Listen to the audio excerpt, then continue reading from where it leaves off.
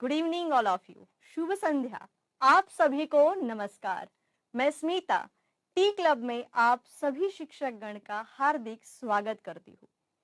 विद्यार्थियों के लिए बनाए गए ई क्लब को मिली अपार सफलता के बाद हमने सोचा कि हम सिर्फ इस ई क्लब तक ही क्यों सीमित रहे।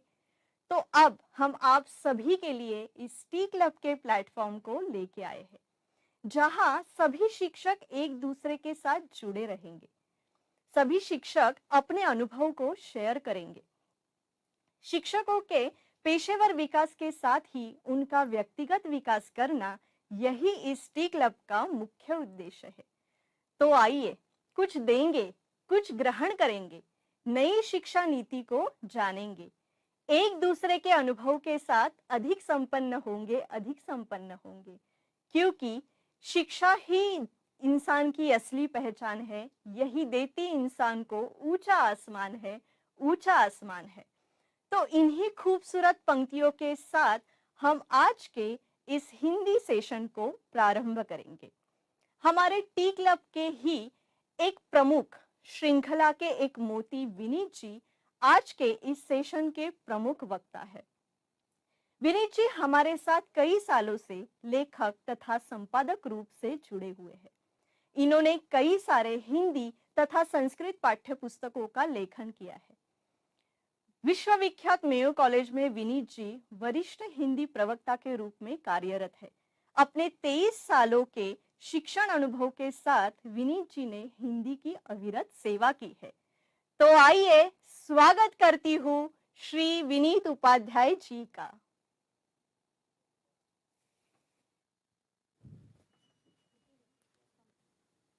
नमस्कार, मैं विनीत उपाध्याय। स्मिता ने कुछ ज्यादा ही कह दिया। मैं केवल एक हिंदी अध्यापक हूं और हिंदी अध्यापक के रूप में हिंदी की सेवा करना ही मेरा प्रमुख उद्देश्य है। जैसा कि हम जानते हैं, आज के विद्यार्थी हम लोगों से ज्यादा जागरूक हैं, लेकिन कई बार उनके सामने ऐसी समस्याएं आती हैं जिन्हें हम दूर करना चाहते हैं। कई बार ऐसी कुछ दिक्कतें भी आती हैं जिन्हें विद्यार्थी हमसे शेयर करना चाहते हैं, साझा करना चाहते हैं, लेकिन कुछ ऐसी दिक्कतों के चलते वो उन चीजों को नहीं कर पाते। जैसा कि हम जानते हैं, हमारी शिक्षा जो है ये परिवर्तनशील है। जिस प्रकार प्रकृति में परिवर्तन होते रहते हैं, शिक्षा के क्षेत्र में भी नित्य नवीन परिवर्तन होते रहते हैं। परिवर्तन से अछूती नहीं है हमारी शिक्षा व्यवस्था। यदि हम 2 वर्ष पहले की व्यवस्था पर नजर डालें, कोविड-19 के समय कितने समस्याओं से हम लोग जूझे हैं, और उस समस्या के जूझने के बाद हम लोगों को अनेक रास्ते मिले, अनेक परिवर्तन हमारी शिक्षा व्यवस्था में आए। वो परिवर्तन ऐसे सुखद परिवर्तन भी थे जिनके चलते आज मैं और आप यहाँ पर आमने सामने खड़े हैं। तो ये भी एक परिवर्तन था, जिस परिवर्तन के चलते हम आज का ये सेशन ऑनलाइन भी अटेंड कर पा रहे हैं। विद्यार्थियों की जब बात आती है, तो विद्यार्थियों के लिए कुछ समस्याएं सदैव रहती हैं। हमारा जो आज का ये कार्यक्रम है, हमारी जो आज की कार्यशाला है, वो कार्यशाला केवल इन्हीं चीजों पर आधारित है, क्योंकि एक अध्यापक के रूप में जो समस्याएं, जो परेशानियां मुझे महसूस होती हैं, शायद उसी प्रकार की समस्याएं, उसी प्रकार की परेशानियां आपको भी महसूस होती होंगी। उसके लिए मैं सबसे ज्यादा धन्यवाद करना चाहता हूं चेतना एडू एलएलपी का, जिन्होंने एक सशक्त माध्यम के रूप में इस प्लेटफॉर्म को तैयार किया है, जहां हम और आप अपने विचार साझा कर सकें। तो आइए हम प्रारंभ करते हैं मंथन।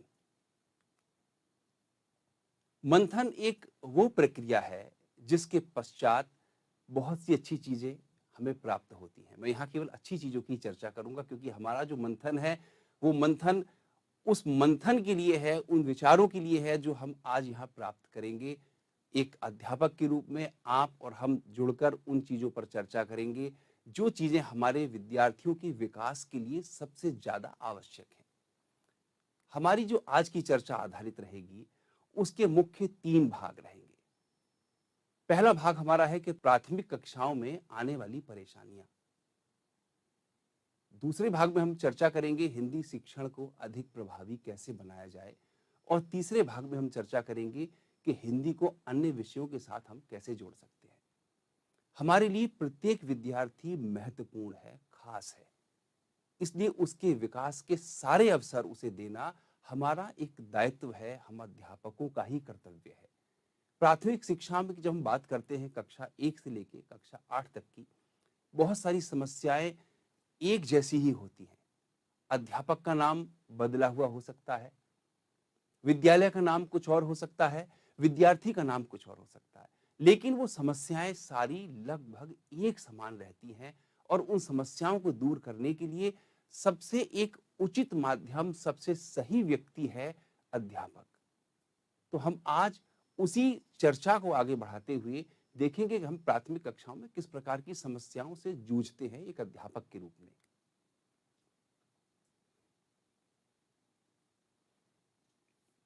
देखिए, क्या मेरे विद्यार्थियों की तरह आपके विद्यार्थी भी व्याकरण में परेशानी महसूस करते हैं? क्या उन्हें समस्या आती है व्याकरण में? क्योंकि व्याकरण ही एक नींव है किसी भी भाषा के लिए, चाहे वो भाषा कोई भी हो, हिंदी हो, संस्कृत हो, फ्रेंच, रोमन, जर्मन, इंग्लिश, कोई भी भाषा हो। जब तक उसके व्याकरण में बच्चे को हम सुदृढ़ नहीं बनाएंगे, उसके सामने समस्याएं, उसके सामने परेशानियां आती रहेंगी। तो यहाँ जब हम व्याकरण की बात करते हैं, हम किसी भाषा की बात करते हैं, तो भाषा के जो मुख्य आधार हैं, भाषा के मुख्य आधार कहे जाते हैं श्रवण, वाचन, पठन और लेखन।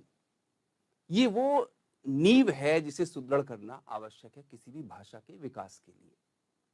श्रवण के अंतर्गत विद्यार्थी को सुनना सिखाया जाएगा कि वो कैसे सुन रहा है, हमने जो बात कही क्या वो उसी चीज को सुनकर समझ पा रहा है।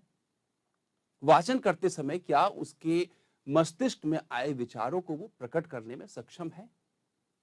क्या वो पुस्तक को पठन कर पा रहा है उचित रूप से, उसकी सभी अक्षरों को पहचान रहा है, सही उच्चारण है उसका। और क्या इन सब के बाद वह लेखन करने में सक्षम है? क्या उसका लेखन उसके रुचि के अनुसार, जो उसके दिमाग में, उसके मस्तिष्क में जो उसके विचार आ रहे हैं, क्या उन्हें वो लिखित रूप में अभिव्यक्त कर पा रहा है? इसके अतिरिक्त हमारे सामने और भी कई समस्याएं आती हैं जो व्याकरण से संबंधित होती हैं। सर्वनाम का प्रयोग, हम, तुम, मैं, इनका प्रयोग अधिकतर बच्चे कई बार अशुद्ध करते हैं जानकारी के अभाव में, या वो उस चीज को महत्वपूर्ण नहीं समझते। लिंग की बात आती है तो लिंग का प्रयोग भी गलत करते हैं बच्चे कई बार। अनेक बार वो रा का प्रयोग सही से नहीं कर पाते। पदेन रा कब आएगा, रा वर्ण के ऊपर कब जाएगा, इसका प्रयोग भी नहीं कर पाते। कई बार वो री का प्रयोग नहीं कर पाते। री के प्रयोग में बच्चों को बहुत ज्यादा परेशानी आती है। वो गृह और गृह को एक समान समझने लगते हैं। कई बार मातृभाषा को मातृभाषा बता देते हैं। तो यहाँ ये चीजें व्याकरण से संबंधित हैं जो हमारे बच्चों के सामने दिक्कतें पेश करती हैं। उसके अतिरिक्त मात्रा और उच्चारण संबंधी प्रयोग में भी अशुद्धियां करते हैं। मात्राओं में उन्हें छोटी ई और बड़ी ई की मात्रा में हमेशा दिक्कत आती है। उच्चारण में वो उच्चारण, उस शब्द का क्या होगा, उस वर्ण का क्या उच्चारण होगा, उस उच्चारण में भी उनके सामने समस्याएं आती हैं। इस तरह हम देखते हैं कि जब हम छोटी छोटी चीजें देखते हैं कि ये बहुत छोटी सी चीज है, हम बच्चे कुछ भी लिखते हैं, लिखते समय, बोलते समय ही नहीं, लिखते समय, बोलते समय तो इतना ज्यादा विभेद नहीं हो पाता, लेकिन लिखते समय वो की और की में भेद नहीं कर पाते, है और है में भेद नहीं कर पाते, कई बार और में भेद नहीं कर पाते। तो ये वो समस्याएं हैं जो सारे ही बच्चे, किसी भी स्थान के बच्चे क्यों ना हो, उनके लेखन में, उनके पठन पाठन में ये समस्याएं निरंतर दिखाई रहती हैं और बनी रहती हैं यदि इन समस्याओं का निवारण समय पर ना किया जाए। ये समस्याएं आगे तक बच्चे के साथ जाती है। कई बार जो जो विद्यार्थी प्राथमिक कक्षा में था, जहां उसकी छोटी सी सहायता करके हम इन दोषों को दूर कर सकते थे, वो विद्यार्थी इन समस्याओं को लेकर कक्षा 9, 10, 11, 12 तक भी जाता है। तो आज का जो हमारा सत्र है, वो सत्र हमारा इसी चीज पर आधारित है। उस सत्र का प्रथम भाग कि जो प्राथमिक कक्षाओं की समस्या है उसे उसी स्तर पर समाप्त किया जाए। बच्चा हमारे पास से जब अगली कक्षा में जाए तो ज्ञान लेकर जाए, सही व्याकरण और सही वर्ण और शब्द की पहचान लेकर जाए, उसके साथ उसका एक कंफ्यूजन ना जाए। यहां हम इस बात की बातचीत करते हैं। दूसरी बात ये भी आती है सबसे बड़ी, जो हम देखते हैं कि व्याकरण के प्रति बच्चे का रुझान नहीं होता, क्योंकि यहां ये रटने वाली प्रक्रिया नहीं है। उसे कई बार उस चीज का ज्ञान ही नहीं होता, या वो अज्ञानतावश उस चीज को समझना नहीं चाहता। व्याकरण की बात जब हम करते हैं तो सबसे बड़ी बात ये आती है कि बच्चे को हम व्याकरण का ज्ञान क्यों दें। क्या संभव है कि बिना नींव सुदृढ़ किए हम 2 या 3 मंजिल भवन तैयार कर दें? संभव नहीं है। तो व्याकरण के बिना किसी भी भाषा का ज्ञान होना भी संभव नहीं है। इसीलिए भाषा के ज्ञान के लिए व्याकरण का ज्ञान होना अत्यंत आवश्यक है। किस तरह की समस्याएं बच्चों के सामने आती हैं व्याकरण में, हम देखते हैं एक चित्र के माध्यम से। अगर हम इस चित्र को जूम कर पाए तो can we zoom this slide? धन्यवाद। तो यहां 2 बच्चियों में और 2 बच्चों में बातचीत चल रही है, और बातचीत क्योंकि वो उनकी भावनाओं को व्यक्त करने का सबसे अच्छा माध्यम है। एक बच्ची ने कहा, क्या रही हो खेलने चल तुम। दूसरी बच्ची ने उसी भाषा में उसका जवाब दिया, मैंने काम जरूरी है कुछ। समझ में आ रहा है कि वो दोनों बच्चे खेलने के बारे में बातचीत कर रहे हैं, लेकिन प्रयोग की जा रही भाषा अशुद्ध है। अगर हम दूसरी स्लाइड में देखें, दूसरी तरफ देखें, तो वहां क्या आ रहा है? जा रहा किधर तुम, हूं घर जा रहा मैं। दोनों बच्चे आपस में एक दूसरे की भावनाओं को समझ रहे हैं। यहां एक खास बात यह है कि भावनाओं को समझना वो एक माध्यम है, वो माध्यम वो सही काम कर रहा है, भले ही उनकी व्याकरण अशुद्ध हो। उसके पश्चात अगर हम देखते हैं किस प्रकार की और अशुद्धियां लिखने में मिलती हैं, यहां शुद्ध भैंस का ताजा दूध मिलता है। गलतियां कहां कहां है कि एक तो शब्द के साथ गलती है, मात्रा के साथ गलती है, वाक्य विन्यास के साथ गलती है, क्योंकि शुद्ध भैंस तो नहीं होगी। भैंस का शुद्ध और ताजा दूध तो मिल सकता है भैंस का। उसके बाद हम बात करते हैं तो हम देखते हैं कि अनेक सार्वजनिक स्थान ऐसे होते हैं, पब्लिक प्लेसेस ऐसे बहुत सारे होते हैं, जहां आप देखते हैं कि कई चीजें अशुद्ध रूप में लिखी हुई होती हैं। क्या वो उसी रूप में होती हैं जिस प्रकार से लिखी हुई हैं? वो नहीं होती। तो क्यों होती हैं वो ऐसी? क्योंकि वो अशुद्धि होती है व्याकरण की। जो लिखने वाला है उसे व्याकरण की अशुद्धियों का ज्ञान नहीं है कि उसने कहां अशुद्धि कर दी। यात्री में बड़ी ई की मात्रा आएगी, समान की जगह सामान आएगा, रक्षा की जगह रक्षा आएगा, और टिकट, यात्रा, बीना, ये सब गलत शब्द उसने क्यों प्रयोग करे? क्योंकि उसके पास व्याकरण का ज्ञान नहीं है। इसलिए हम ये कहते हैं कि व्याकरण का ज्ञान होना अत्यंत आवश्यक है। हम अब इसे जूम आउट कर सकते हैं। तो यहां हमने देखा कि उसकी अशुद्धियों की क्या परिभाषा है और क्यों हम व्याकरण पर ज्यादा से ज्यादा जोर दे रहे हैं। अगर हम इस बात को देखते हैं, अभी हमने सबसे पहले बात करी कि भाषा के 4 आधार हैं: सुनना, बोलना, पढ़ना और लिखना। Listening, speaking, reading and writing. थोड़ा सा इसे जूम कर दीजिए तो मैं वो बीच वाला भी पार्ट दिखा पाऊं। तो यहां अगर हम देखें, आप देखिए, लिसनिंग सबसे पहला उसका प्रोसेस का हिस्सा है। बच्चे के अंदर एक योग्यता आनी चाहिए कि जो कुछ भी वो सुन रहा है उसे उसी प्रकार समझ पा रहा है या नहीं समझ पा रहा है। स्पीकिंग के अंदर भी क्या है, बोलने के अंदर क्या है, कि बच्चे को ये पता होना चाहिए कि वो जो बोल रहा है वो क्या बोल रहा है, सही बोल रहा है, जो बात उससे पूछी गई क्या उसी का जवाब दे रहा है या नहीं दे रहा है। उसके बाद पढ़ना अर्थात रीडिंग आ गई। उस बच्चे के अंदर वो योग्यता आपको विकसित करनी है कि बच्चा अपनी किताब में लिखी हुई चीज को अच्छे से पढ़ पाए, समझ पाए, उसका मीनिंग, उसका अर्थ भी जान पाए। उसके बाद हम आते हैं अंत में लिखने पर। लिखने के अंदर सबसे बड़ी चीज है, लिखने के अंदर उसके अंदर वो योग्यता विकसित करनी है कि वो शुद्ध लिख पाए और वो उस तब योग्यता विकसित होगी जब उसके अंदर व्याकरण का ज्ञान बहुत अच्छे से होगा। यहाँ आप ये अगर ध्यान से देखें, अगर आपको ये चीजें चेक करनी है, इन चीजों का आपका प्रयोग करना है, तो अपनी कक्षा में आप विद्यार्थियों को कोई एक विषय दे दीजिए और उनसे उस विषय पर लिखने के लिए कहिए। क्या वो लिख पाएंगे? तीव्र बुद्धि वाला जो बालक होगा, जो विद्यार्थी होगा, वो तो उस चीज को बहुत अच्छे से लिख लेगा, लेकिन जो सामान्य बच्चे हैं वो उस विषय को नहीं लिख पाएंगे, क्योंकि उनके पास शब्द भंडार नहीं है। उन्हें क्रम नहीं पता कि पहले क्या लिखना है, बाद में क्या लिखना है, हम कब क्या लिखेंगे। ऐसा नहीं है उनके पास विचार नहीं है, विचार उन लोगों के पास हमसे बहुत ज्यादा है। विचारों की उनके पास कमी नहीं है, लेकिन उन्हें यह नहीं पता कि लिखना क्या है, कैसे लिखना है, लिखने का क्रम क्या होगा। जूम आउट कर सकते हैं, लिखने का क्रम उन्हें नहीं पता।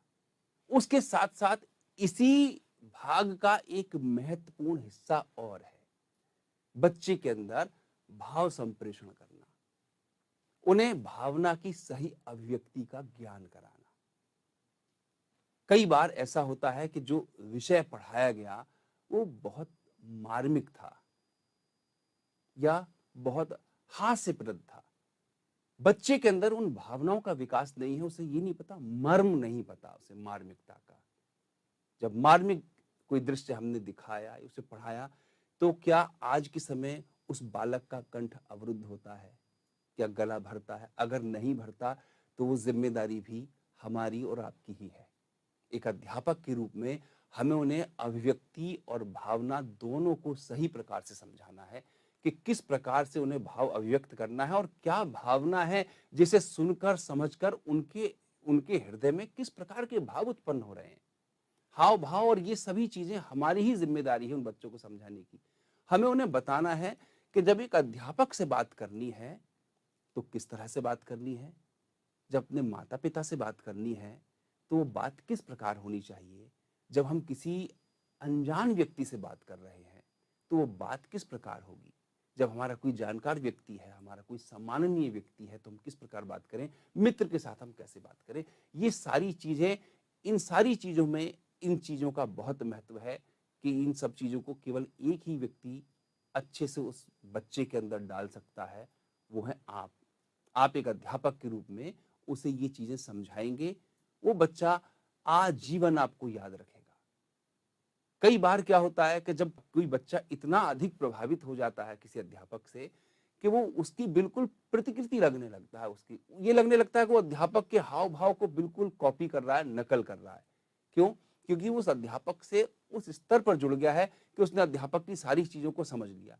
ये चीजें प्राथमिक कक्षा के विद्यार्थियों में बहुत अधिक देखी जाती है। यदि अभिभावक उन्हें कोई चीज बताएंगे, वो बात बच्चे की समझ में उस समय नहीं आएगी। वो कहेगा नहीं, मेरे अध्यापक या अध्यापिका ने तो ऐसा बताया है, तो मैं इस चीज को ऐसे मानूंगा। तो उससे सबसे ज्यादा प्रभावित कौन करता है? आप। एक अध्यापक और अध्यापिका के रूप में सबसे ज्यादा प्रभावित उस बच्चे को आप ही करते हैं। तो ये आप ही का काम है कि उसके अंदर इन चीजों का आप एक भाव को अच्छे से स्थापित करें। यहां हम बात जब करेंगे आगे, तो पहले तो ये देखा कि हमारी दिक्कत कहाँ आ रही है। हमारी दिक्कत आ रही है व्याकरण में। व्याकरण को जब तक हम मजबूत नहीं बनाएंगे, सुदृढ़ नहीं बनाएंगे, तब तक हम आगे नहीं बढ़ सकेंगे। एक बार जब हम उसे व्याकरण के रूप में बच्चे को सुदृढ़ कर देते हैं, उसकी नींव मजबूत कर देते हैं, तब हम आगे बढ़ते हैं। आगे बढ़ने के लिए हम ये कहते हैं कि अब जो बच्चे ने पढ़ा, कई बार क्या होता है, बच्चे की रुचि नहीं जागृत होती। बच्चे को ये लगता है कि ये एक विषय जो मुझे पढ़ाया जा रहा है, पता नहीं इसका कुछ फायदा है या नहीं, मुझे, मैं क्यों पढ़ रहा हूं। उसकी रुचि अनेक अन्य विषयों में हो सकती है, लेकिन ये हमारी जिम्मेदारी है, ये हमारा दायित्व है कि हम हिंदी को भी उतना रुचिकर बनाएं कि बच्चा उसमें इंटरेस्ट ले, उसे आपके आने का इंतजार रहे कि मेरे हिंदी वाले अध्यापक अब आने वाले हैं या अब मेरी हिंदी वाली अध्यापिका आने वाली है और ये मेरा सबसे पसंदीदा विषय है और मैं तो इसी एक लेसन की वजह से इतनी देर से इंतजार कर रहा था। और ये संभव है। हम अपने विषय को कितना रोचक बनाएं, ये हम पर निर्भर करता है। जब हम उसे इस तरह से पढ़ाएंगे कि हम सबसे पहली चीज है किसी भी भाषा की, सरल से कठिन की ओर आप उसे लेके जाइए। बच्चा एकदम से कठिनाइयों को देखकर घबरा जाता है। उसे ये लगता है कि ये तो बहुत कठिन चीज है, ये मुझसे नहीं हो पाएगी। लेकिन जब हम उसे सरल से धीरे धीरे धीरे धीरे धीरे ऊपर कठिन की ओर लेके जाएंगे तो वो हमारे साथ चलेगा। ये एक समय ऐसा है जहां हमें बच्चे को अकेला नहीं छोड़ना।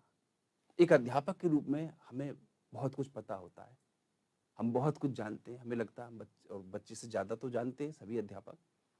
हमारे अंदर एक ये चीज आ जाती है, हम कहते हैं कि भाई हमें तो पता है, अब तू पढ़,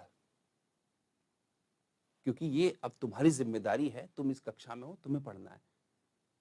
ये तू पढ़ वाली मानसिकता हमें छोड़नी होगी। हम पढ़ें, क्यों? क्योंकि हमें उस बच्चे को ये महसूस नहीं होने देना है कि वो इस पूरी प्रक्रिया में अकेला है, उसे ही पढ़ना है। ये किताबें, ये बस्ते का बोझ उसका है। ऐसे में वो बच्चा ये सोचता है मैं क्या पढ़ूं और क्या छोड़ूं। वो बच्चा बहुत सेलेक्टिव हो जाएगा। वो ये देखने लगेगा मेरा कितने से काम चल रहा है, मैं उतना काम करूंगा। इतने वो आगे बिल्कुल नहीं बढ़ना चाहेगा भाषा में, वो रुचि लेना बंद कर देगा, क्योंकि उसे पता है ये मुझे पढ़ना, और ये एक दबाव के रूप में है। आज ये कविता याद होनी ही चाहिए, ये पाठ अगर कल याद नहीं करके लाए तो दिक्कत है। तो ये जो चीजें हैं, एक अध्यापक के रूप में मैं ये बात कर रहा हूं कि ये चीजें मुझे अपने विद्यार्थियों से नहीं करनी है। मुझे उसकी वो कमी निकाल कर पता करनी है कि उसकी कमी क्या है, वो रुचि क्यों नहीं लेना चाह रहा, उसे कहाँ कठिनाई हो रही है। उसके जो मन को सहजता के साथ टटोलना है, क्योंकि एक अध्यापक के रूप में हमारा सबसे बड़ा दायित्व यही है कि हम भाषा को सरल, सहज, सुबोध और ग्राह्य रूप में बच्चे को दें, जिसे वो अच्छे से ग्रहण कर पाए। जितना ज्यादा हम सरल बना देंगे उस प्रक्रिया को, बच्चे का उतना ज्यादा उसमें रुझान बढ़ता चला जाएगा, बच्चा उतना ज्यादा उसमें आनंद प्राप्त करेगा। तो सरल से कठिन की ओर हम उसके बाद देखते हैं कि हम बेस्ट टीचिंग प्रैक्टिसेस देखें, हम सबसे अच्छे तरीके ढूंढें। कोई पुस्तक में लिखे हुए तरीके काम नहीं आएंगे। बहुत सारे तरीके, बहुत सारे शिक्षाविदों ने लिखे हैं, लेकिन एक अध्यापक के रूप में मैंने ये जाना कि वो तरीके शायद मेरे काम नहीं आएंगे, मुझे वो तरीके खुद खोजने हैं। और अगर वो मेरा तरीका काम करता है, मेरे साथ अगर यहाँ बहुत सारे अध्यापक जुड़े हुए हैं, हर अध्यापक का कोई ना कोई अच्छा तरीका अवश्य रहा होगा। हर अध्यापक का अपना अनुभव है कि मैं अपने बच्चे को इस तरीके से समझाता हूं तो उसके समझ में आ जाता है। तो वो बेस्ट टीचिंग प्रैक्टिसेस अपनी तैयार खुद करनी है। हाँ, हम दूसरी टेक्निक्स जो है, दूसरे तरीके जो हैं, उनसे हम थोड़ा सा ज्ञान ले सकते हैं, सहायता ले सकते हैं, हमें क्या करना है। लेकिन जो हमारी अपने तरीके होते हैं, अगर मैं एक शब्द प्रयोग करना चाहूं, अपनी रेसिपी होती है, वही काम करती है आगे के लिए। हम किसी दूसरे के भरोसे नहीं चल सकते, और दूसरे की नकल के भरोसे रहना भी नहीं चाहिए, क्योंकि वो बच्चे कई प्रकार के बच्चे हैं। हम जिन बच्चों को पढ़ाते हैं उनकी मानसिक योग्यताएं भिन्न भिन्न होती हैं, उनकी रुचि भिन्न भिन्न होती है। जे एक किसी एक एक का स्कूल के अध्यापक ने एक बच्चे को पढ़ाया, उस बच्चे को उस तरीके से समझ में आया। खा स्कूल की अध्यापिका अगर उसी तरीकों के अप्लाई करना चाहें तो हो सकता है उस बच्चे को उस तरीके से समझ में ना आए। तो जो बेस्ट टीचिंग प्रैक्टिसेस हैं, वो हमेशा अपने हिसाब से और अपने बच्चों के हिसाब से तैयार करनी चाहिए। उसके बाद अगर हम बात करें कि ऑब्जेक्ट बेस्ड टीचिंग, अब ऑब्जेक्ट क्या है? इस कार्यशाला में मैं एक ऑब्जेक्ट हूं, कोई भी ऑब्जेक्ट हो सकता है। हमें यहां कोई बड़ा ऑब्जेक्ट नहीं ढूंढना है, हमें यह नहीं ढूंढना है कि हम क्या लाएं। ऑब्जेक्ट वो हो जिसे आप आसानी से, सहजता से अपनी कक्षा में दिखा सकें और बच्चे को समझा सकें, बच्चे को उससे समझ में आए। लिंग का ज्ञान कराना है, वचन का ज्ञान कराना है, सर्वनाम का ज्ञान कराना है। आप बहुत साधारण से ऑब्जेक्ट भी ले सकते हो, आप एक कटोरी ले सकते हो लिंग का ज्ञान कराने के लिए। आप बच्चे को कक्षा के बाहर लेकर जा सकते हो, आपने वहां एक तितली, अनेक तितलियों का ज्ञान कराया। आप चार्ट का प्रयोग कर सकते हो, आप स्मार्ट बोर्ड का प्रयोग कर सकते हो, उसमें ऑब्जेक्ट दिखा सकते हो। ये आवश्यक नहीं है कि वो ऑब्जेक्ट बिल्कुल सामने होना चाहिए कि हम उस ऑब्जेक्ट को दिखाकर ही बात करेंगे। बहुत से और तरीके हैं ऑब्जेक्ट बेस्ड टीचिंग के, जहां आप एक मॉडल ला सकते हो जो जो आसानी से आ सके। यहां इस बात को ध्यान रखना है कि साधन वो हो जो आसानी से आपको उपलब्ध हो। उस साधन के प्रयोग से हमें वही चीजें देखनी है, हमें ये देखना हम कितने सरल और कितने सामान्य तरीके से बच्चे को उस चीज का ज्ञान करा सके। उसके बाद हम आते हैं एक नया तरीका फ्लिप्ड क्लासरूम का आया है। ये तरीका कोविड-19 के बाद से ज्यादा चलन में आया। इस तरीके में क्या है कि अध्यापक ने अपना एक लेक्चर, एक अपना विषय का एक पाठ का एक वीडियो या ऑडियो रिकॉर्ड किया और उसने अपने यूट्यूब या किसी और दूसरे प्लेटफॉर्म पर डाल दिया। बच्चे को पता है कि ये वीडियो यहाँ उपलब्ध है और कल अध्यापक हमें इस चीज को पढ़ाएंगे, तो क्यों ना मैं आज इसे पढ़ लूं। उसके साथ सहजता यह है बच्चे के साथ कि उसमें कोई समय निर्धारित नहीं है कि वो इतने समय में ही देखना है। बच्चा घर पर है, उसका मन हुआ, उसने कल पाठ पढ़ना था पानी की कहानी, आज उसके पास अध्यापक का दिया हुआ वीडियो है, उसका लिंक मौजूद है, उसने पानी की कहानी अच्छे से पढ़ा, अब वो कल कक्षा में जाने के लिए तैयार है। अध्यापक का काम भी इसमें सहज हो गया। ये अध्यापक का रिप्लेसमेंट नहीं है, ये बहुत ध्यान देने वाली बात है। अध्यापक वही है, अध्यापक का कार्य वही है, लेकिन इस विधि से अध्यापक का कार्य आसान हुआ क्योंकि विद्यार्थी पहले से पढ़कर आया। अगर विद्यार्थी को पढ़ने के बाद, कक्षा में पढ़ने के बाद भी कोई मुश्किल होती है तो विद्यार्थी फिर से जाकर उस वीडियो को देख सकता है जो उसी के अध्यापक ने बनाई। उसके पश्चात हम अनेक शिक्षण टूल्स का प्रयोग करके उन चीजों को प्रभावी बनाते हैं। बहुत सारे टूल्स का हमने अभी प्रयोग करा। इन टूल्स का प्रयोग हम ऑनलाइन साधन में या फ्लिप्ड क्लासरूम में ज्यादा करते हैं। अपनी कक्षा में स्मार्ट बोर्ड पर हम इनका प्रयोग कर सकते हैं, पोल करा सकते हैं बच्चे के लिए, क्विज करा सकते हैं, बहुत सारे तरीके और हैं जिनका हम प्रयोग करके अपने अपने शिक्षण को रुचिकर बना सकते हैं। रुचि जागृत करना हमारा कार्य है। वो बच्चे के अंदर रुचि कैसे जागृत होगी ये हमने देखना है। वो विद्यार्थी तो तैयार है ज्ञान लेने के लिए, लेकिन उसे ज्ञान किस प्रकार का दिया जाए वो जिम्मेदारी हमारी है, और किस तरह से दिया जाए वो जो तरीका उसके लिए सर्वाधिक उपयुक्त हो। उसके पश्चात हम कहते हैं प्रभावी कविता या कहानी वाचन द्वारा। स्टोरी टेलिंग एक बहुत अच्छी विधा है। आप अपने पाठ के बारे में कोई स्टोरी टेलिंग करके, आप उसकी कहानी वाचन करके आप अच्छे से कक्षा में समझा सकते हैं। इसमें एक बड़ी अच्छी चीज बच्चे के दिमाग में बैठती है, स्टोरी रिले। आप एक कहानी, उससे बच्चे की रचनात्मकता का विकास होता है। आपने एक कहानी का उसे एक साधारण सा एक क्लू दिया कि बच्चे इस पर कहानी बनानी है, बच्चे ने वो कहानी बनाई, आप दूसरे बच्चे से कहोगे अब इसके आगे कहानी आपने बनानी है। शेर और चूहा जैसी साधारण कहानी को मेरे विद्यार्थियों ने 8 और 9 भागों तक बनाया। तो यहां ये तकनीक बहुत काम आती है। आप उसे प्रभावी कविता वाचन करना सिखाएंगे तो एक दिन वो कविता लेखन भी करेगा।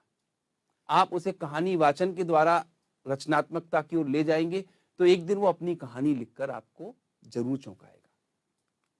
उसके बाद हम कहते हैं प्रश्नोत्तरी आदि गतिविधियां। ये सबसे उपयुक्त तरीका है विद्यार्थी की जिज्ञासा को शांत करने का, उसे रचनात्मकता की ओर लेकर जाने का। ये वो काम है जो हम बहुत अच्छे से कर सकते हैं। इस काम को आप जितना ज्यादा इंटरेक्टिव बनाएंगे, इंटरेस्टिंग बनाएंगे, उतना ज्यादा विद्यार्थी विषय की ओर मुड़ता चला जाएगा। कुछ गतिविधियां हैं जिनके माध्यम से मैं इस विचार को और स्पष्ट करना चाहूंगा। ये एक क्विज बनाई है हमने बच्चों के लिए जिसमें बच्चा खेलता। अच्छा, इसकी पहली और आखिरी वही बात याद रखनी है, सरल से कठिन की ओर।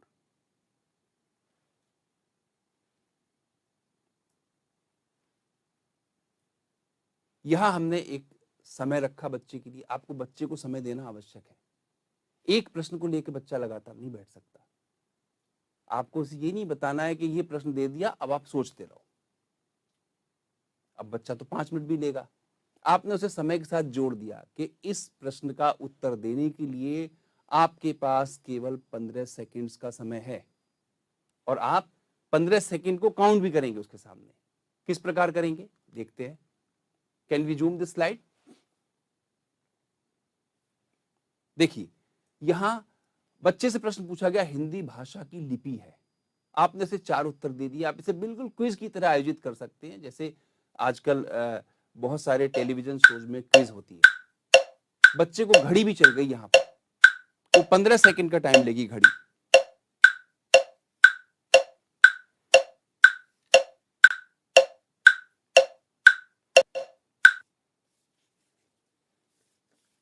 अब यहां उसका टाइम पूरा हो गया।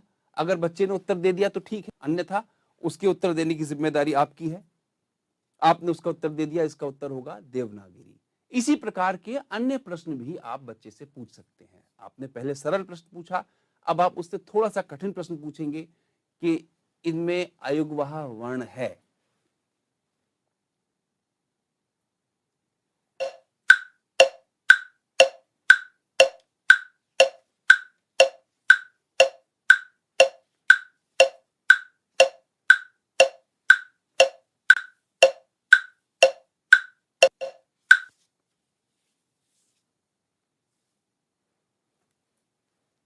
एक अन्य प्रश्न हम पूछ सकते हैं, पंचम वर्ण कहे जाते हैं।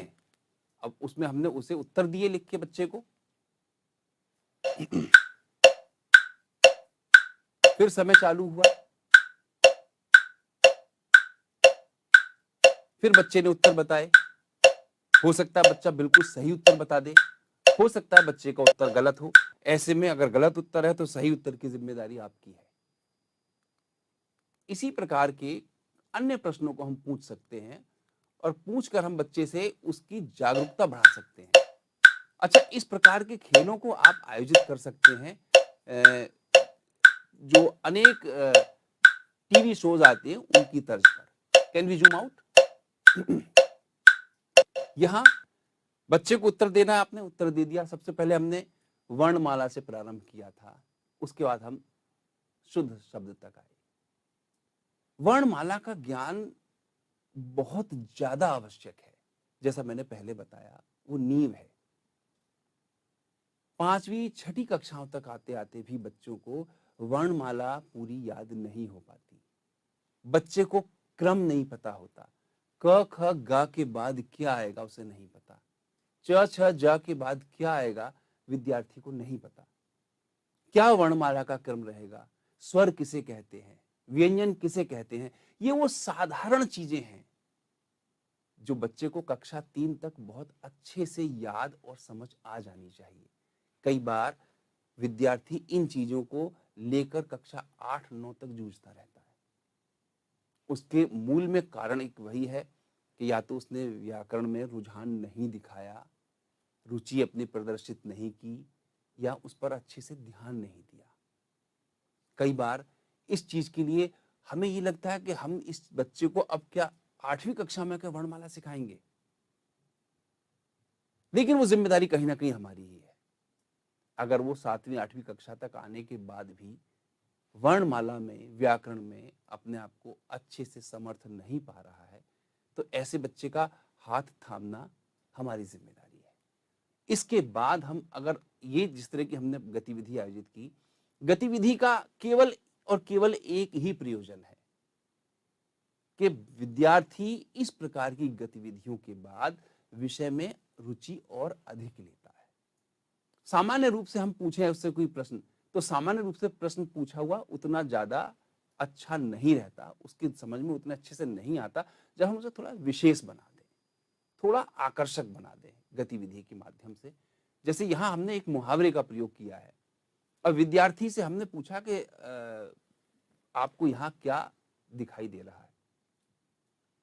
विद्यार्थी कहेंगे हाथ में पानी है, कोई विद्यार्थी कहेगा वो पानी पी रहा है, कोई आपने उसका फोटो खींच लिया। अब यहां अगर विद्यार्थी सही स्थान तक नहीं पहुंच पा रहा है तो हम उसे लेके आएंगे कि इसे हम कहते हैं चुल्लू भर पानी, क्योंकि हमारी दोनों अंजलि जब इस तरह से जुड़ जाती हैं हम उसे चुल्लू भी कहते हैं, और इसे कहते हैं चुल्लू भर पानी।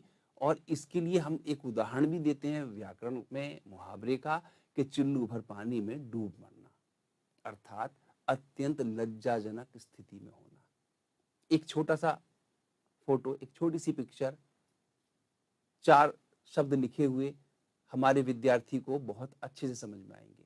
हम इसी चीज को मौखिक रूप में समझाएंगे, वो उतने अच्छे से इसे नहीं समझ पाएगा। उसके बाद अगर हम कहें, अब ये एक और उसके सामने हमने ऐसा प्रश्न दे दिया, आप कितना रोचक बना सकते हैं अपने विषय को, चाहे वो मुहावरे हैं, चाहे वो पर्यायवाची हैं, विलोम शब्द हैं, वर्णमाला है, ये रोचकता आपको दिखानी है। ये आप पहली क्रिएटिविटी आपकी है, पहली रचनात्मकता आपकी है। आप कितने रचनात्मक हैं, ये आपके विद्यार्थी की रचनात्मकता के ऊपर निर्भर करता है। यहां एक मगरमच्छ है, मगरमच्छ के अंदर एक आदमी उसके मुंह में घुसता हुआ चला जा रहा है, उसे डर नहीं लग रहा बिल्कुल भी मगरमच्छ से, यानी कि वो डरता नहीं है। अब यहां इसी स्थिति को हम बच्चे के सामने किस तरह से प्रस्तुत करेंगे कि बच्चे, यहां मगरमच्छ है और एक आदमी है, आपको क्या लगता है ये कोई मुहावरा हो सकता है ऐसा? और अगर विद्यार्थी उस मुहावरे तक नहीं जा रहा है तो हम उसे लेके जाएंगे कि एक मुहावरा है, जल में रहकर मगर से वैर, किसी के आश्रय में रहकर हम उससे शत्रुता मोल नहीं लेनी चाहिए।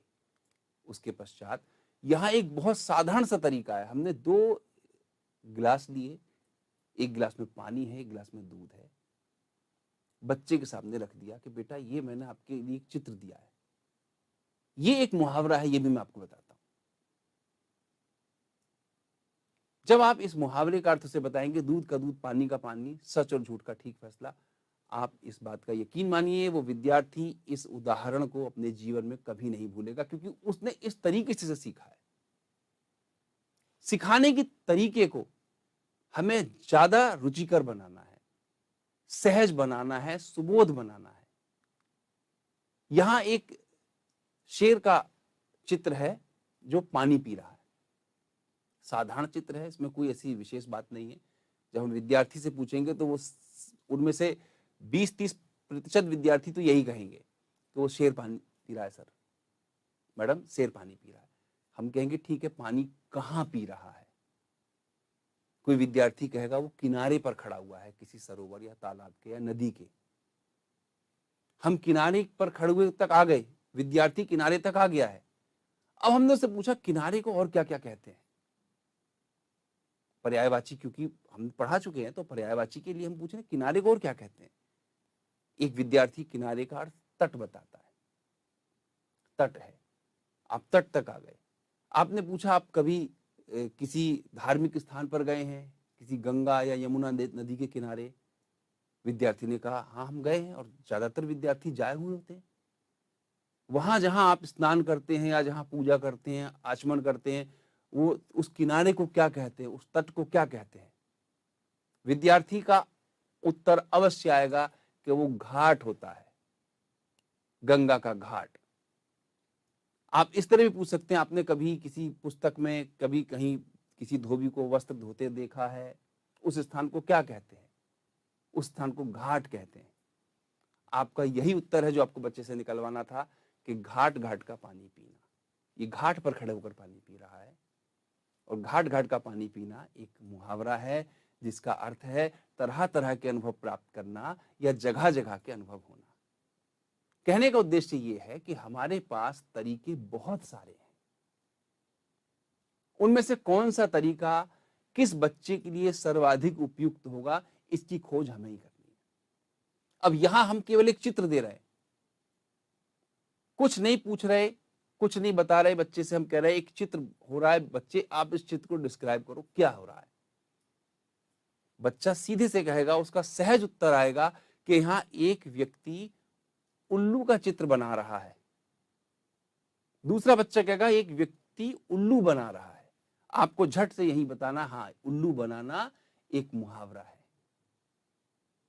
किसी को मूर्ख बनाने को हम कहते हैं उल्लू बनाना। अगर यहां हम इस चित्र को बच्चे को दिखाएं और बच्चे से सहज भाव से पूछेंगे कि यहां क्या हो रहा है, अब जो यहां बच्चा दिए जला रहा है, एक बच्चा कहेगा यहां दिए जला रहा है, दूसरा विद्यार्थी ये भी कह सकता है वो घी के दिए जला रहा है, क्योंकि उसके हाथ में घी है और वो लिखा हुआ दिख रहा है। तो हमें उसे वहीं तक लाना है कि घी के दिए जलाना भी एक मुहावरा है। इसके पश्चात ये बहुत साधारण से उदाहरण हैं जिनसे आप अपनी कक्षा को बहुत ज्यादा रोचक बना सकते हैं, रुचिकर बना सकते हैं। यहां एक व्यक्ति है जिसके दोनों हाथों में ईंटें हैं और वो ईंट इस तरह से बजा रहा है, और विद्यार्थी से आपको यही शब्द निकलवाना है कि ईंट से ईंट बजा रहा है। और जब वो ईंट से ईंट बजा रहा है, विद्यार्थी ने बता दिया, उसके बाद आप कहेंगे कि हाँ, ये ईंट से ईंट बजाना एक मुहावरा है जिसका अर्थ है नष्ट कर देना। ये जो गतिविधि है जो मैंने आपके सामने प्रस्तुत करी है, ये मेरे कक्षा के विद्यार्थी के द्वारा बनाई गई है, इसलिए मैंने इसे यहाँ रखा। जब मैंने उन्हें मुहावरों की बहुत सारी गतिविधि इस प्रकार की कराई, जैसी ये भी हम प्रस्तुत करी हैं, तो मैंने बच्चों को एक कार्य दिया, एक गतिविधि दी। आपको हर बच्चे को एक-एक मुहावरा तैयार करना है। चित्र के माध्यम से वो मुहावरा मेरे समझ में आना चाहिए, पूरी कक्षा के समझ में आना चाहिए। आप कुछ लिखेंगे नहीं। विद्यार्थी ने इस गतिविधि को बनाया और बहुत ही अच्छे से बनाया, आंखों में धूल झोंकना। एक और विद्यार्थी को गतिविधि दी, उस विद्यार्थी ने ये गतिविधि तैयार करके दी जिसमें था ईंट का जवाब पत्थर से देना।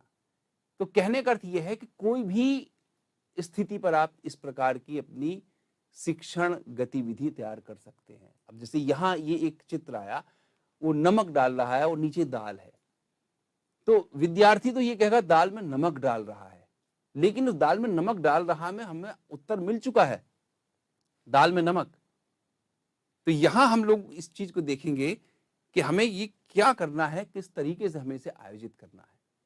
प्रश्नोत्तरी या गतिविधियां उस प्रकार से हमें बनानी है कि विद्यार्थी की उनमें रुचि बहुत अच्छे से जागृत हो। इस प्रकार जो खेल खेल में पढ़ाया जाता है बच्चे को सरलता पूर्वक, ये ज्ञान स्थायी होता है। इस ज्ञान को वो कभी नहीं भूलते। हम जो चीज उन्हें रटने के लिए दे दें, पढ़ने के लिए दे दें, एक किताब में 50 मुहावरे लिखकर दे दिए, एक अध्यापक के रूप में हमने नोट्स तैयार करे, बच्चों को सारे मुहावरे लिखकर दे दिए, अब इन्हें आपको याद करना है। उन मुहावरों को वो अच्छे से याद नहीं कर पाएंगे। लेकिन ये जो मुहावरे उन्होंने इस तरह गतिविधि के रूप में सीखे, जो वर्णमाला उन्होंने एक प्रश्नोत्तरी के रूप में सीखी, वो उनके लिए वो ज्ञान स्थायी होगा। हिंदी शिक्षण को प्रभावी कैसे बनाएं? अब प्रभावी तो अभी जितनी बातें हम कर रहे हैं वो सब प्रभावी बनाने की ही करी हमने, लेकिन क्या और भी कोई तरीका है जिस तरीके से हम उसे और रोचक बना सकते हैं? वो तरीका क्या है कि हमारी जो पठन सामग्री है, जो हम सामग्री बच्चे को दे रहे हैं, वो प्रभावपूर्ण होनी चाहिए। इस प्रकार की सामग्री नहीं हो कि बच्चे को उसमें देखते ही अरुचि होने लगे। एक अध्यापक के रूप में मैंने बहुत सारी पुस्तकें देखी हैं, बहुत सारी पुस्तकों को पढ़ाया भी है। कई पाठ ऐसे होते हैं, कई पुस्तकें ऐसी होती हैं जिनमें कई पाठ इस तरह के होते हैं जिन्हें देखने के बाद एक अध्यापक के रूप में हमें खुद ये महसूस होता है कि हम इस पाठ को क्यों पढ़ा रहे हैं। इस पाठ की कोई प्रासंगिकता तो नहीं है। ये क्या प्रासंगिक है? जो चीज हमें ही अच्छे से रुचिकर नहीं लग रही है, वो हमारे विद्यार्थी को क्या रुचिकर लगेगी? तो यहाँ उसके लिए सबसे बात यह है कि वो आकर्षक पुस्तक जो है उसके अंदर उच्च कोटि की और उत्तम रचनाएं ही होनी आवश्यक है। जो हम पढ़ा रहे हैं, हम क्या पढ़ा रहे हैं, हमें उसे क्या ज्ञान कराना है। जो हम पाठ पढ़ा रहे हैं वो पाठ इस चीज पर हो कि वो उसके जीवन में कभी काम आए, आगे जाकर वो उसे सीखे, उससे कुछ सीखने को मिले। इतनी सारी कहानियां हम लोगों ने बचपन से लेकर आज तक सुनी होती हैं। वो कहानियां हमने सुनी होती हैं, उन कहानी में कोई ना कोई शिक्षा जरूर मिलती है। बाल्यकाल से लेकर अपनी दादी नानी मम्मी पापा से लेकर और आखिर तक हमने बहुत सारी कहानी सुनी और पढ़ी होती है। कई बार क्या होता है, हम किसी परेशानी में, किसी मुश्किल में, किसी बाधा में आते हैं, तो हमें वो कोई ना कोई कहानी का एक सार जरूर याद आता है। हमें ये लगता है कि हाँ, ये एक चीज पहले भी कभी हुई है, वो हमें एक अचेतन मस्तिष्क में चलता रहता है कि ये ऐसी चीजें नहीं है जिनसे डरना है, ये चीजें आती रहती हैं और इनसे हम आगे निकल जाएंगे। तो यहाँ इन चीजों का होना बहुत आवश्यक है कि विद्यार्थी के लिए हम जो रचना दे रहे हैं पुस्तक में, जो चीजें हम दे रहे हैं, क्या वो उसके किसी कार्य आएंगी? अभी हाल ही में कुछ माह पहले सीबीएसई ने अपनी पुस्तकों में से 5-5, 6-6 पाठ हटाए। जिनकी प्रासंगिकता उन्हें नहीं लगी। उन्हें लगा कि हम ये पाठ क्यों पढ़ा रहे हैं, इनमें अब कोई ऐसा विशेष कुछ नहीं है, हम इन्हें बच्चों को ना पढ़ाएं। और ये प्रत्येक विषय में से हटाए उन्होंने। हिंदी विषय में से हर कक्षा की पाठ्यक्रम में से उन्होंने कुछ कुछ पाठ हटाए। पुस्तक ऐसी हो उसके अंदर पर्याप्त अभ्यास कार्य भी हो। जो हमने पाठ पढ़ाया, क्या उस पाठ का ज्ञान पूरी तरह से बच्चे को हुआ या नहीं हुआ, ये उसके अभ्यास कार्य से पता चलता है। उसने अभ्यास सही तरीके से किया है, उस पुस्तक में अभ्यास कार्य उस प्रकार दिया गया है कि वो बच्चा अच्छे से समझ पा रहा है, उसकी सारी जरूरतें पूरी हो रही हैं नहीं हो रही हैं, ये उस पुस्तक का एक महत्वपूर्ण भाग है, पर्याप्त अभ्यास कार्य का होना। उसके बाद वो पुस्तक ऐसी हो जो व्याकरण का ज्ञान कराने में भी सक्षम हो, क्योंकि व्याकरण ही मूल है, भाषा का मूल व्याकरण है। चाहे वो पाठ्य पुस्तक है, लेकिन पाठ्य पुस्तक में भी भाषा बोध के रूप में व्याकरण का ज्ञान साथ ही साथ होता रहे।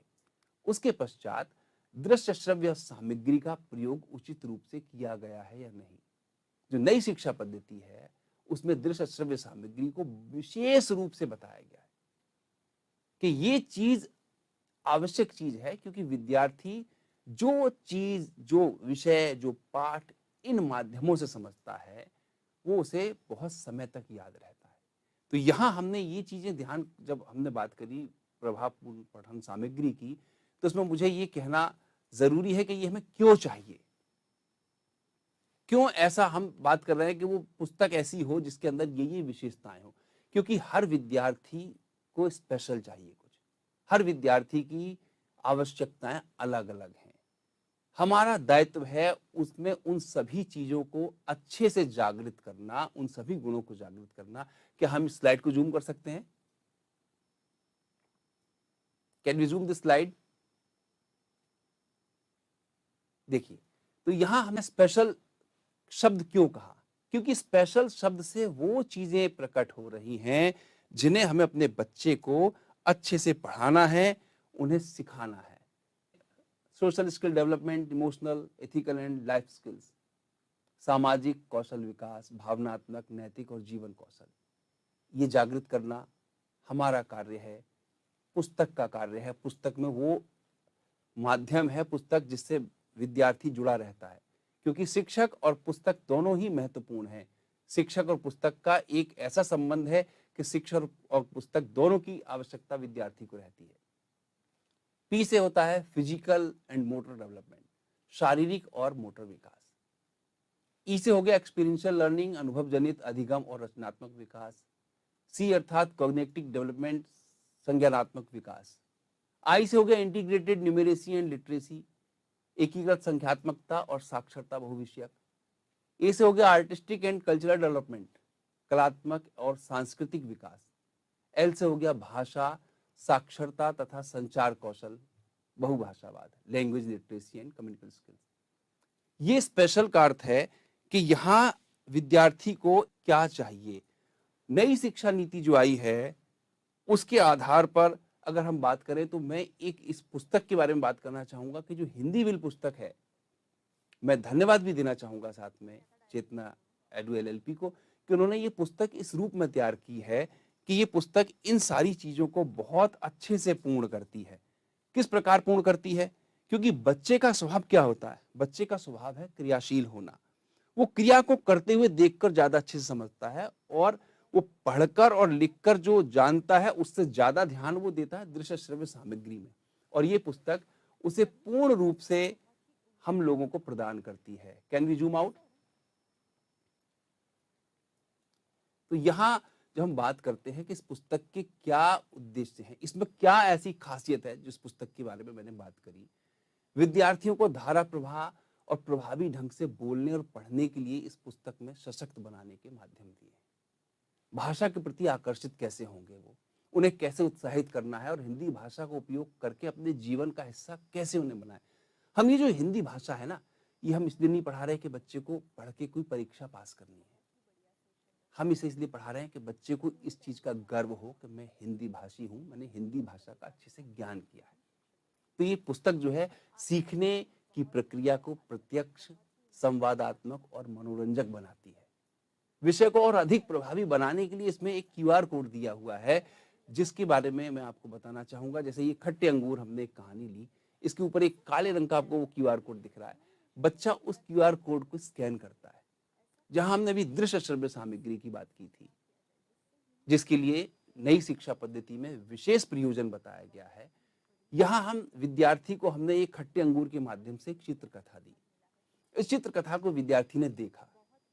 देखने के बाद हमने उसे एक कार्य दिया। हमने कि आपने ये चित्र कथा देखी, इसके अंत में एक शब्द लिखा हुआ है कि ये अंगूर तो खट्टे हैं। अब आपको एक कहानी बनानी है। वो कहानी आपको अपने शब्दों में बनानी है। कैसे आप कहानी बनाएंगे, उस कहानी के बारे में सोचिए, अपने शब्द लाइए। यहां विद्यार्थी के लिए एक विशेष चीज दी है, क्यूआर कोड। कई बार बड़े बड़े जो मॉडल हैं, बड़े बड़े जो और टीचिंग एड्स हैं, वो काम नहीं कर पाते, जो काम एक छोटा सा क्यूआर कोड कर देता है। तो यहाँ वो छोटा सा क्यूआर कोड है। जो हमने अभी फ्लिप क्लासरूम की बात की थी, वो ये चीज है। यहाँ बच्चे ने क्यूआर कोड से अपने घर पर उस कहानी को पढ़ा। पहले पूरी कहानी उसने किस तरह से पढ़ी, क्योंकि कहानी क्यूआर कोड में दी गई है। बच्चों, आज जो चित्र कथा हम पढ़ने वाले हैं उसका नाम है खट्टे अंगूर। एक लोमड़ी थी। एक बार वह जंगल में घूम रही थी। उसे बहुत तेज भूख लगी थी। खाने की तलाश में इधर उधर घूमते हुए उसे एक जगह पर अंगूरों की बेल दिखाई दी। उस बेल पर बहुत बड़े बड़े और रसीले अंगूर लटक रहे थे। अंगूरों के गुच्छों को देखकर लोमड़ी के मुंह में पानी आ गया। वह उन्हें खाने का प्रयास करने लगी, लेकिन अंगूर बहुत ऊंचाई पर लगे थे और लोमड़ी वहां तक नहीं पहुंच पा रही थी। लोमड़ी उछल कूद करके बार बार अंगूरों तक पहुंचने की कोशिश कर रही थी और इसी कोशिश में वह धड़ाम से जमीन पर गिरी। जब उसे लगा कि वह अंगूरों तक नहीं पहुंच पाऊंगी, तो उसने झुंझलाते हुए कहा, ये अंगूर तो खट्टे हैं, मुझे नहीं खाने। बच्चों, जब किसी को उसकी मनचाही वस्तु प्राप्त नहीं होती है, तो वह झुंझलाहट में उस वस्तु के गुणों को ही दोष बताने लगता है। तो यहाँ जब विद्यार्थी उस कहानी को सुनेगा, उसके बाद हम उसे अपने शब्दों में उस कहानी को लिखने के लिए प्रेरित करेंगे। इस प्रकार जब विद्यार्थी अपनी कहानी बनाएगा दृश्य श्रव्य के माध्यम से, तो ये ज्ञान उसके लिए अधिक स्थायी होगा, रुचिकर होगा, उसका इस विषय में रुझान बढ़ेगा और उसे एक इंतजार रहेगा कि कब हमारे हिंदी के अध्यापक या अध्यापिका आएंगे और हम एक नई कहानी लिखेंगे या एक नई कविता पढ़ेंगे या हम कुछ नया कुछ करेंगे, हम एक प्रश्नोत्तरी आयोजित करेंगे या हम कोई नई गतिविधि ले जाएंगे। और ये कार्य आपको कक्षा तक सीमित रहकर ही नहीं करना है। आप अपने विद्यार्थी को कक्षा के बाहर लेके जाएं। आपको लिंग का ज्ञान कराना है, कक्षा के बाहर तितली और तितलियां दिखाएं, चिड़िया और चिड़ियां दिखाएं। आप वहां उन्हें प्रत्यक्ष ज्ञान देंगे। उसके पश्चात जब हम बात करते हैं अभ्यास कार्य की, तो छोटे बच्चों से लेकर बड़े बच्चों तक के लिए अभ्यास कार्य की इसमें सहजता के साथ एक पुनरावृत्ति के रूप में एक विशेष स्थान दिया गया है कि जहां विद्यार्थी कोई भी विषय पढ़ रहा है, लेकिन उसके साथ उसे हर प्रकार के प्रश्न दिए जा रहे हैं, व्याकरण पर आधारित प्रश्न भी दिए जा रहे हैं। उसकी जो इंटेलिजेंस को चेक करने के लिए हर प्रकार के प्रश्नों का हमने यहाँ पर निर्माण कराया है। जैसे यदि आप देखें, ये पाठ जो है ये पठन वाला पाठ है, लेकिन इसमें भाषा बोध के रूप में हमने व्याकरण के भी बहुत सारे प्रश्न डाले हैं। इसी प्रकार हम दूसरे पाठ पर जाएं, यहाँ क्यूआर कोड भी है ऊपर, जहां विद्यार्थी के लिए प्रश्नों के लिए एक सही सॉल्यूशन भी अध्यापक के माध्यम से दिया जाएगा। तो यहाँ अध्यापक का कार्य बहुत आसान है, वो विद्यार्थी के लिए और अधिक समय दे पाएगा, क्योंकि विद्यार्थी ने बहुत सारे काम तो क्यूआर कोड के जरिए कर लिए हैं। यहाँ अगर आप बात करते हैं तो हम आगे की बात जो हमने कहा था, क्योंकि विद्यार्थी के लिए हमने कहा हमारा विद्यार्थी स्पेशल है तो उसे कुछ स्पेशल चाहिए। तो यहाँ मैंने ये इस पुस्तक की बात इसलिए की क्योंकि महत्वपूर्ण पुस्तक है। जितना महत्वपूर्ण अध्यापक है उतनी ही महत्वपूर्ण अध्यापन सामग्री है, क्योंकि अब समय बदल गया है। अब श्रवण वाचन परंपरा नहीं है, कि हम बच्चे को बोलकर ज्ञान कराएंगे, वो परंपरा पहले थी। अब उस श्रवण वाचन परंपरा के साथ साथ शिक्षक और पुस्तक परंपरा है। अच्छा शिक्षक, अच्छी पुस्तक। इसके बाद हम चलते हैं अपने तीसरे पॉइंट पर, तीसरे बिंदु पर, जिसके लिए हमने कहा था कि हिंदी को अन्य विषयों के साथ कैसे जोड़ेंगे। हमारी जो आज की जो शिक्षण पद्धति है वो इंटीग्रेटेड है। उसमें हमें एक ही चीज को लेकर नहीं चलना है। हम केवल हिंदी के अध्यापक हैं तो हम केवल हिंदी की बात करेंगे, ये पुरानी बात है। हम हिंदी के अध्यापक हैं लेकिन हम अपने हिंदी को हर विषय के साथ जोड़ेंगे, क्योंकि हमारी हिंदी वो विषय है जो हर विषय के साथ सहजता के साथ जोड़ी जा सकती है। तो यहां हम बात करेंगे एक इंटरडिसिप्लिनरी टीचिंग की, जैसे हम भाषा को विज्ञान और गणित से भी जोड़ेंगे, हम उसे भूगोल से भी जोड़ेंगे। ऐसा कोई विषय नहीं है जिससे हम अपनी भाषा को ना जोड़ पाए। कोई एक विषय, जैसे मैं आपको एक विषय लेके दिखाता हूं कि हम उसे कैसे जोड़ेंगे। हम एक कैसा लेसन प्लान बनाएं कि हमारा हिंदी विषय अन्य भाषाओं के साथ जुड़ जाए। उदाहरण के रूप में मैंने एक पानी विषय लिया। पानी विषय बहुत एक साधारण विषय है। बहुत सारी कविताएं पानी विषय पर होती हैं, बहुत सारी कहानियां पानी के विषय पर होती हैं। हम लोग उसका प्रयोग हर प्रकार से कर सकते हैं। तो हमारा जो पाठ योजना है, हमारी जो लेसन प्लान है, वो इस तरीके की हो कि हम उसमें सारी चीजें, हम पानी से संबंधित मुहावरे दे सकते हैं। बहुत सारे मुहावरे हमने पानी से संबंधित देखे थे। पानी से संबंधित हम पर्यायवाची दे सकते हैं, पानी से संबंधित हम अनेकार्थी दे सकते हैं, समानार्थक शब्द दे सकते हैं। ये सारी व्याकरण की चीजें हैं। हम एक क्विज तैयार कर सकते हैं, जैसे हमने वर्णमाला के लिए क्विज तैयार करी थी, हम पानी के लिए तैयार कर सकते हैं। उसके साथ साथ हम पानी को अन्य विषयों से जोड़ सकते हैं। कैसे जोड़ सकते हैं ये आपके सामने है कि हम पहले तो हम हिंदी के लिए देखेंगे कि हिंदी में हम पानी से क्या क्या करेंगे।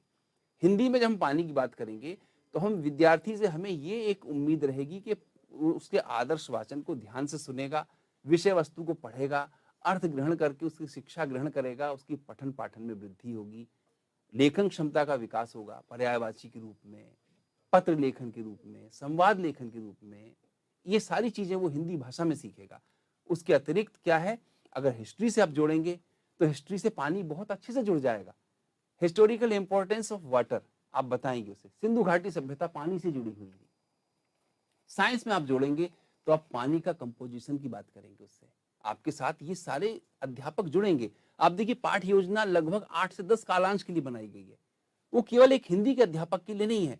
आप हिंदी के अध्यापक के रूप में उन सारे अध्यापकों को अपने साथ जोड़ रहे हैं जो सिर्फ पानी की बात कर रहे हैं। वो पानी की बात केवल हिंदी के लिए नहीं। अब ऐसे में विद्यार्थी को जब ज्योग्राफी में पानी के बारे में पता चलेगा कि उसे माने ये रिसोर्स और डिजास्टर दोनों है। फिजिकल एजुकेशन में भी पता चलेगा पानी में कौन कौन से खेल खेले जाते हैं। आर्ट डिपार्टमेंट में आप पोस्टर मेकिंग करा सकते हो, पानी बचाओ जल बचाओ। परफॉर्मिंग आर्ट में आप बच्चे को डांस करा सकते हो, नुक्कड़ नाटक करा सकते हो। तो ये सारी चीजें, एक पानी एक विषय था, उसे आपने अन्य शिक्षकों के साथ मिलकर उसे बहुत अच्छे से पढ़ाया। इसके अतिरिक्त अगर कोई ये कहे कि सिर्फ पानी था, हम कुछ और भी जोड़ सकते हैं। हम नमक को भी जोड़ सकते हैं। नमक को आप हिस्ट्री से भी जोड़ सकते हैं, नमक को आप साइंस से भी जोड़ सकते हैं, नमक को आप प्ले से भी जोड़ सकते हैं। नमक का दरोगा बड़ा अच्छा एक पाठ था प्रेमचंद जी का लिखा हुआ।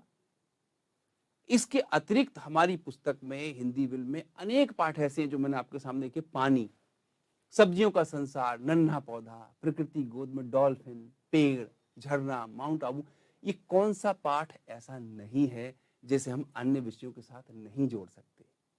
जो पर्यावरण के पाठ हैं, जो चिकित्सा के पाठ हैं, जो विज्ञान के पाठ हैं, हिरोशिमा, सूर्यपुत्री, यमुना, कन्याकुमारी, ये सारे वो पाठ हैं जिन पाठों को हम अन्य विषयों के साथ जोड़ सकते हैं और अपनी शिक्षा को अधिक प्रभावी बना सकते हैं।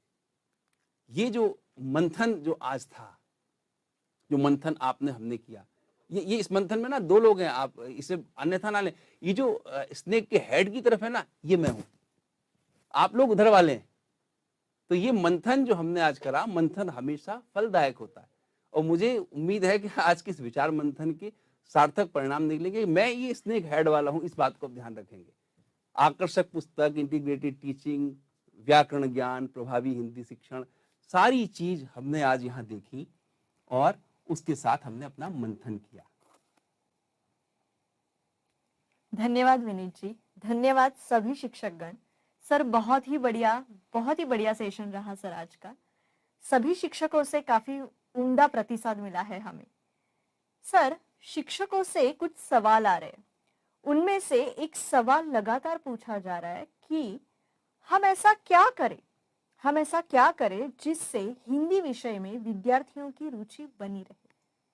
देखिए, यहाँ एक बात जो मैंने अभी बीच बीच में कही, वही बात मैं फिर से कहूंगा कि सबसे बड़ी बात यह है कि हम उसे कितना रोचक बना सकते हैं। और हिंदी जो भाषा है ना, इसे हम व्यवहारिक ज्ञान से जोड़ें, व्यवहारिक जीवन से जोड़ें। वो पुरानी चीजें जो थी हम उन्हें पढ़ाएं, पढ़ाने के बाद हम उसे व्यवहार से जोड़ें। अगर हम उदाहरण के तौर पे हमने एक दोहा पढ़ाया कि रहीम दास जी का हमने दोहा पढ़ाया कि जो है, रहीमन निज मन की व्यथा मन ही राखे गोए। अब आज के समय में जो साइकोलॉजी है वो ये कहती है कि बच्चे को मन में कुछ नहीं रखना है। हम दोहे में पढ़ा रहे हैं कि अपने मन की व्यथा मन में रखो, तो हम उसे व्यवहारिकता में लाएं कि इसका अर्थ ये है कि हमने क्या बात बतानी है, क्या बात अध्यापक से शेयर करनी है, क्या अभिभावक से शेयर करनी है, वो तो हम करेंगे। कुछ ऐसी बातें हैं जो हमें किसी को नहीं बतानी। अब दूसरा एक उदाहरण उन्हीं का है कि निंदक नेड़ा राखिए। अब आज के समय में कौन व्यक्ति ऐसा होगा जो अपने निंदक को अपने सामने देख के बहुत अच्छे से कंफर्टेबल महसूस करेगा? कोई नहीं महसूस करेगा। लेकिन हमें बच्चे को उसे व्यवहारिकता से जोड़ना है कि जब कोई निंदा हमारे सामने हमारी करता है तो वो हमारी निंदा करने के बाद हमें एक प्रकार से सावधान करता है कि हमारी कमियों को हमें बता देता है। तो हमें ये चीजें बहुत अच्छे से ध्यान रखनी है और साथ ही बच्चों को भावनाओं की अभिव्यक्ति करना भी सिखाना है। ये चीजें हिंदी में जब हम जागरूक बन के कर देंगे, बच्चों के अंदर ये गुण जागृत कर देंगे, तो हिंदी ही हिंदी होगी। धन्यवाद विनीत जी, धन्यवाद सभी शिक्षकगण। तो ऐसे ही इस टी क्लब के माध्यम से हमारे साथ आगे भी जुड़े रहो। सो मैं स्मिता आप सभी की आज्ञा चाहती हूँ और हमारे इस हिंदी सेशन को यहीं पे समाप्त करती हूँ।